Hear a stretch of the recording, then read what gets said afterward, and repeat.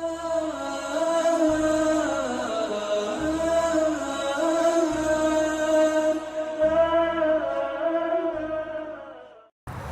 الله الرحمن الرحیم و به نستعین. السلام علیکم و رحمت الله و برکاته.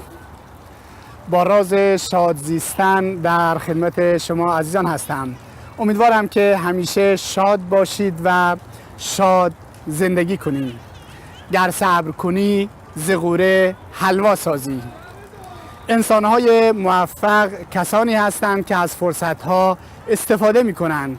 اونجایی که مشکل و گرفتاری برایشون پیش میاد، اون تبدیل به یک فرصت برای زندگی خودشون میکنن، نه اینکه زانوی غم به بغل میگیرن و دچار دغدغه میشن و به طور اینکه خودشون روانی بشن و دچار مشکل بشن. تصور کنید محمد رسول الله صلی الله علیه و آله و سلم رو از شهر مدینه اخراج کردند. ایشون مجبور شد سرزمین خودش رو، وطنش را، عزیزانش را در مکه مکرمه رها بکند، به مدینه منوره هجرت کند. اما هجرت رو تبدیل به یک فرصت نمود. در مدینه منوره حکومت اسلامی تشکیل داد و فاتحانه به مکه مکرمه برگشت. امام احمد ابن حنبل رحمه الله رو زندان کردن، شکنجه کردن، شلاقش زدن، تبدیل به امام اهل سنت شد.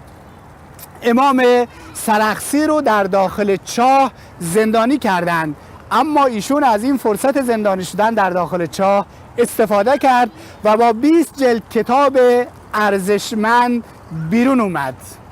ابن اسیر رحمه الله خانه نشین شد، نمیتونست بیرون بشه، دچار مشکل گردید. در این هنگام ایشون کتاب ارزشمند جامع الاصول رو تألیف نمود.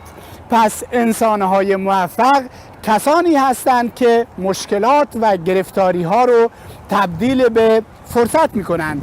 اگر کسی به شما مقداری لیموی ترش هدیه داد، داخلش مقداری شکر بریزید، تبدیل به شیرینی و تبدیل به شربت میشود. میگویند اگر کسی را عقرب بگزد، در برابر سمهای مار در واقع واکسن میشه شخص.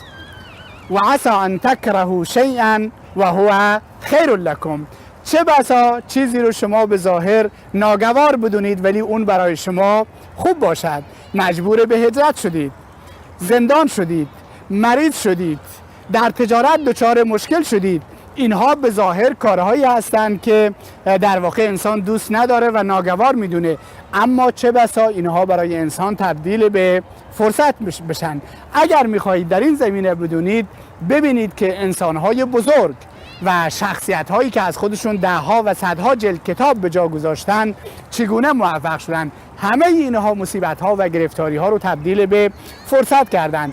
پس اگر دچار مصیبت شدیم، اگر دچار گرفتاری شدیم، ناراحت نشیم، بلکه سعی بکنیم از وضعیتی که برای ما پیش اومده به نحو احسن استفاده بکنیم.